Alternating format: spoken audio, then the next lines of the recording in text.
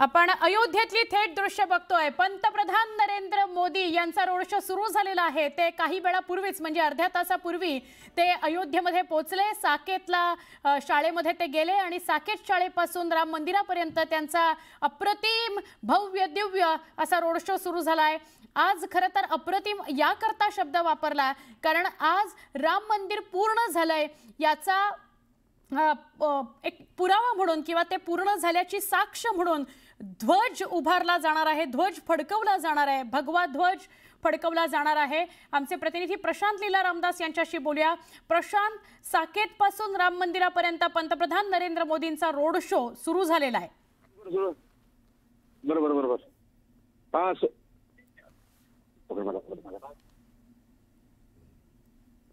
अत्यंत महत्त्वाचं आहे की पंतप्रधान नरेंद्र मोदी हे जे आहेत हे सध्या अयोध्येला दाखल झालेले आहे आणि अयोध्येला दाखल होऊन ते आता खास करून जर बघितलं आज ध्वजारोहण होणार आहे आणि त्या निमित्ताने ते या संपूर्ण कार्यक्रमात सहभागी होणार आहे। भव्य दिव्य कार्यक्रमात मोठ्या संख्येनं लोक उपस्थित असणार आहे, भाविक उपस्थित आहेत। उत्तर प्रदेश मुख्यमंत्री योगी आदित्यनाथ असो, राज्यपाल आनंदीबेन असो किंवा मग याशिवाय पंतप्रधान नरेंद्र मोदी असो, आरएसएसचे प्रमुख डॉक्टर मोहन भागवत असो, यासारखे अनेक मान्यवर या निमित्ताने इथे उपस्थित असल्याची माहिती पुढे आली। त्या निमित्ताने जर बघितलं आपण तर आता पंतप्रधान नरेंद्र मोदी हे अयोध्येला दाखल झाले आणि अयोध्येला दाखल होऊन आता ते त्या कार्यक्रमाच्या दिशेने जात आहे आणि सोबतच जर बघितलं आपण साधारणतः 10:50 मुख्य कार्यक्रमाला सुरुवात होणार आहे, ज्यामध्ये एक अत्यंत महत्वाचं हे आहे की हा संपूर्ण 32 मिनिटाचा कार्यक्रम निश्चित करण्यात आला आहे। शुभमुहूर्त निश्चित करण्याचा दावा चंपत राय यांनी केलेला आहे आणि महत्वाचं म्हणजे या निमित्ताने जी माहिती मिळते की एक प्रकारे हा जो कार्यक्रम यापूर्वी मंदिर स्थापना त्यानंतर आता ध्वजारोहण हे प्रमुख कार्यक्रमाच्या निमित्ताने असणार आहे। सुवर्णा, नक्की धन्यवाद माहिती दिल्याबद्दल। आपण हा रोड शो बघतो आहोत, नरेंद्र मोदींचा हा रोड शो आहे। साकेत शाळेपासून राम मंदिरापर्यंत हा रोड शो असेल। 11:15 दरम्यान मोदी राम मंदिरामध्ये पोहोचतील। तिथे अन्नपूर्णा देवीचं सगळ्यात आधी ते दर्शन घेतील आणि मग राम दरबारामध्ये गर्भगृहामध्ये ते पूजा मांडतील। त्यांनी पूजा सांगितली की त्यानंतर 12 वाजताच्या दरम्यान 12 ते 12:30च्या दरम्यान ध्वज फडकवला जाणार आहे। हा भगवा ध्वज आहे, हा 2 किलो वजनाचा ध्वज तयार करण्यात आलेला आहे। विशिष्ट असा ध्वज तयार केला गेलाय। 200 फूट उंचीवरनं हा भगवा आता राम मंदिरावर फडकणार आहे आणि राम मंदिरावर हा ध्वज फडकला याचा अर्थ असा की राम मंदिर पूर्ण झालेलं आहे हेही यावरून स्पष्ट होईल। धैर्य आणि एकतेचा संदेश हा ध्वज देईल असं पंतप्रधान नरेंद्र मोदी आणि भाजपकडून सांगण्यात येत आहे। राम जन्मभूमी संकुलामध्ये हा ध्वजारोहण सोहळा होतोय आणि तुम्ही बघा आपल्याला रस्त्याच्या बाजूला प्रचंड गर्दी, अयोध्या नगरी सजलेली दिसते, प्रचंड गर्दी दिसते पंतप्रधान नरेंद्र मोदी यांना बघण्याकरता। आणि पंतप्रधान नरेंद्र मोदींचा हा ताफा साकेत शाळेपासून ते राम मंदिरापर्यंत रॅली काढत जातो आहे। 22 जानेवारी 2024ला रामलल्लाच्या मूर्तीची प्रतिष्ठापना झाली होती आणि त्यानंतर 10 महिन्यांनी आजच्या दिवशी म्हणजे मंगळवारचा 25 नोव्हेंबरचा दिवस ध्वज फडकवला जाणार आहे मंदिरावर। सोहळ्याआधी पंतप्रधान नरेंद्र मोदींचा हा रोड शो, अयोध्येमध्ये जय्यत तयारी ध्वजारोहणाची। राम मंदिर पूर्ण झालं याची साक्ष देणारा ध्वज फडकवला जाणार आहे। धर्मध्वजा असं त्याला नाव दिलं गेलेलं आहे। 12 वाजता हा कार्यक्रम सुरू होणं अपेक्षित आहे। 2 वाजेपर्यंत अयोध्येमध्ये पंतप्रधान नरेंद्र मोदी असणार आहे। 2 वाजता ते तिथून निघतील असं कळतंय। 11 फूट बाय 20 फुटाचा हा ध्वज आहे। भगव्या रंगाचा त्रिकोणी आकाराचा हा ध्वज आहे। 2 किलो वजनाचा हा ध्वज आहे आणि ध्वजावर सूर्य, ओम आणि कोविदार वृक्ष म्हणजे काय तर रक्तचंदनाचं वृक्ष त्यावर साकारला गेलेला आहे। वादळ आला, वारा आला, काही झालं तरी या ध्वजाला काहीही होणार नाही आणि टेक्नॉलॉजी च्या माध्यमातून याचं ध्वजारोहण केलं जाणार आहे। म्हणजे एक बटन दाबून ध्वजारोहण केलं जाईल असं कळतंय। आता थेट आपल्याला लाईव्ह दृश्यच दिसणार आहेत काही वेळामध्ये, पण नरेंद्र मोदी ज्या कार्यक्रमाकरता ज्या सोहळ्याकरता आलेले आहेत तो ध्वजारोहणाचा सोहळा काही वेळामध्ये सुरू होईल। आता पंतप्रधान नरेंद्र मोदींचा रोड शो सुरू आहे, त्यांची हाय सिक्युरिटी आणि त्यामध्ये हा रोड शो साकेत शाळेपासून राम मंदिरापर्यंतचा काही किलोमीटर अंतराचा हा रोड आहे। या रोडवर प्रचंड प्रचंड सुरक्षा व्यवस्था तैनात करण्यात आलेली आहे। आज CRPF, SPG, IB, NSG आणि अयोध्या पोलीस सुद्धा सुरक्षा व्यवस्था अयोध्येमध्ये पुरवत आहेत। त्यामुळे ध्वजारोहण सोहळ्याला पंतप्रधान नरेंद्र मोदी आणि जसं प्रतिष्ठापनेच्या दिवशी RSSचे मोहन भागवत उपस्थित होते, तसेच आज सुद्धा मोहन भागवत उपस्थित असणार आहेत। उत्तर प्रदेशचे मुख्यमंत्री तर असतीलच आणि अनेक मान्यवर, जवळपास 100हून अधिक मान्यवरांना आज निमंत्रित करण्यात आलेलं आहे या ध्वजारोहण सोहळ्याकरता।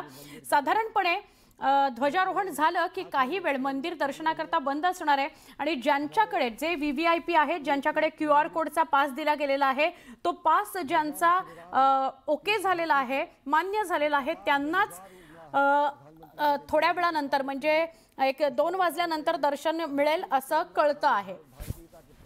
तर सोहळ्याआधी पंतप्रधान नरेंद्र मोदींचा हा रोड शो, नरेंद्र मोदी पुढच्या काही वेळामध्ये राम मंदिरामध्ये पोहोचतील आणि जशी आपल्याला माहिती मिळते की राम मंदिरामध्ये नंतर जी काही मंदिरं झालेली आहेत, म्हणजे जसं अन्नपूर्णा मंदिर असेल किंवा अजून काही मंदिरं, त्याचं ते दर्शन आधी घेतील आणि त्यानंतर मग ते जाणार आहेत राम दरबार या गर्भगृहामध्ये। ते राम दरबार या गर्भगृहामध्ये जातील, मग तिथे ते एक पूजा करणार आहेत आणि तिथून मग 12 ते 12:30च्या दरम्यान धर्मध्वजा कार्यक्रम होईल, म्हणजेच ध्वज फडकवला जाणार आहे। केशरिया म्हणजेच भगव्या रंगाचा हा ध्वज असेल आणि या भगव्या ध्वजावर सूर्य, ओम आणि रक्तचंदनाचा वृक्ष साकारला गेलेला आहे। ही प्रतीकं आहेत संस्कृती किंवा सांस्कृतिक सातत्य राखण्यासाठीची जी प्रतीकं आपण वापरतो, ती प्रतीकं या ध्वजावर वापरली गेलेली आहेत। धैर्य आणि एकतेचा संदेश देणारा हा भगवा असेल आणि जसं मी बोलताना आता म्हटलं की जमिनीपासून 200 फूट उंच हा ध्वज फडकणार आहे राम मंदिरावर। 2 किलो वजन आहे या ध्वजाचं आणि या ध्वजाला वादळ वारा काहीही झालं तरी काहीही होणार नाही याची काळजी घेऊन हा ध्वज बनवला गेलेला आहे। आणि अर्थात एखाद्या मंदिराच्या कळसावर जेव्हा ध्वज फडकवला जातो याचा अर्थ असा असतो की मंदिर पूर्ण झालेलं आहे आणि दर्शनाकरता कायमस्वरूपी आता खुलं झालेलं आहे। पंतप्रधान नरेंद्र मोदी हे अयोध्येमध्ये 9-9:30च्या दरम्यान पोहोचले, त्यानंतर साकेत या शाळेमध्ये ते गेले आणि तिथून त्यांचा रोड शो सुरू झाला। या रोड शोची थेट दृश्य, लाईव्ह दृश्य आपण बघतोय अयोध्येतून। आमचे नेटवर्क 18चे प्रतिनिधी अयोध्येमध्ये आहेत आणि ते आपल्याला तिथल्या सगळे अपडेट्स, ताज्या गोष्टी आपल्याला दाखवणार आहेत आणि हा सोहळा सुद्धा आपण लाईव्ह बघणार आहोत। पण अयोध्येमध्ये आता सगळे नागरिक आनंदून गेलेले आहेत।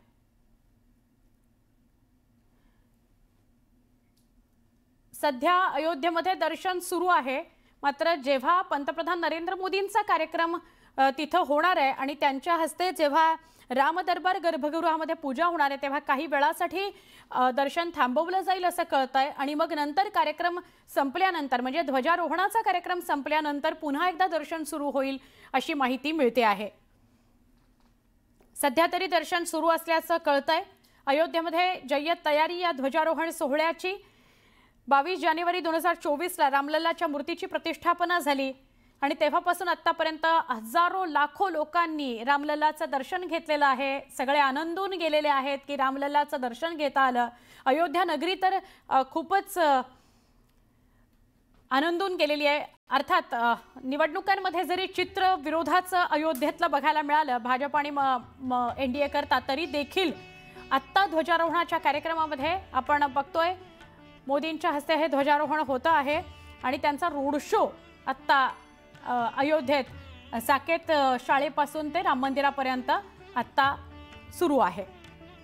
त्यानंतर ते मंदिरामध्ये पोहोचतील, तिथं ते अन्नपूर्णा देवी आणि इतर देवळांचं दर्शन घेतील देवांचं आणि त्यानंतर मग ते एक पूजा करणार आहेत, त्यांच्या हस्ते एक पूजा होणार आहे असं कळतंय। हा भगवा ध्वज आज फडकवला जातोय जो धैर्य आणि एकतेचा संदेश देणारा आहे।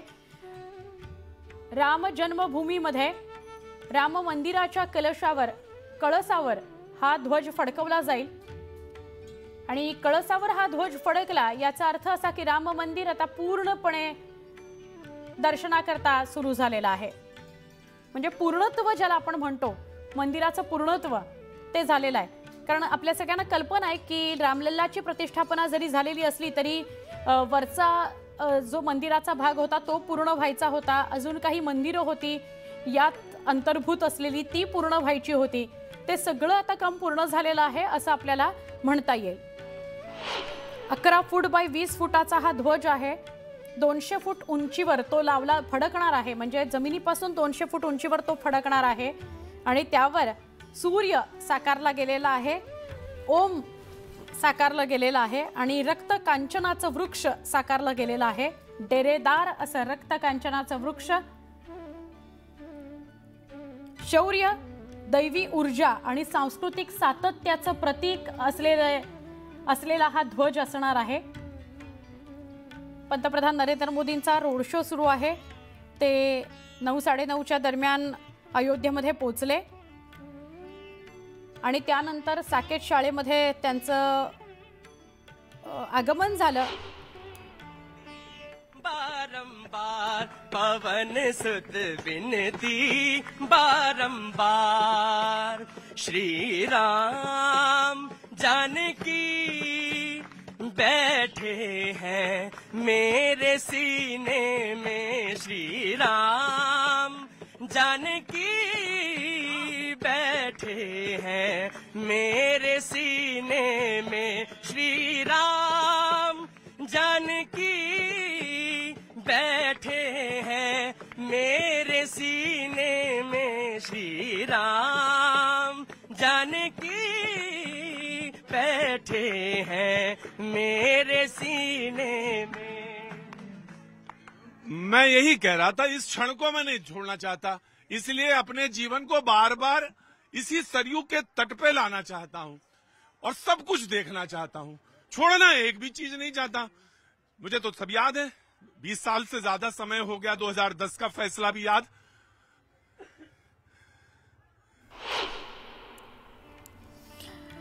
हे आमचे सहकारी नेटवर्क 18चे जे अयोध्येत आहेत आणि अयोध्येमध्ये काय माहोल आहे ते तुम्हाला दाखवण्याचा आमचा प्रयत्न आहे।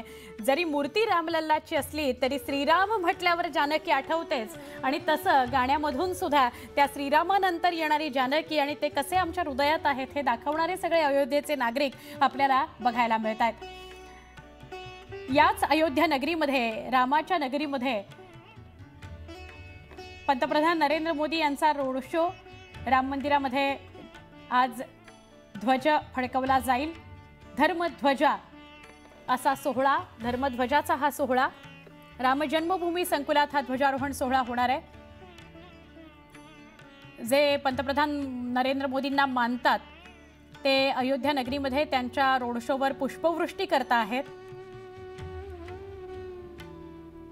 कित्येक वर्ष स्वप्न पाहिलं होतं की या रामलल्लाचं मंदिर अयोध्येमध्ये पूर्ण क्षमतेनं त्याच जागेवर साकार व्हावं जिथे ते आधी होतं आणि ते पूर्ण करून दाखवलं पंतप्रधान नरेंद्र मोदींनी आणि म्हणून त्यांच्यावर पुष्पवृष्टी करण्यात येते आहे। अयोध्या नगरीतल्या अनेकांचं स्वप्न पूर्ण करणारे पंतप्रधान नरेंद्र मोदी म्हणून त्यांच्यावर ही पुष्पवृष्टी आणि हे प्रेम, खरं तर ही पुष्पवृष्टी नाहीच आहे, प्रेमाचा हा वर्षाव त्यांच्यावर केला जातोय असं म्हटलं तरी अतिशयोक्ती ठरून नाहीये। अनेक भाबड्यांच्या ज्या मनात भावना होत्या त्या पूर्ण करण्याचं काम पंतप्रधान नरेंद्र मोदींनी किंवा त्यांच्या सरकारनं केलं।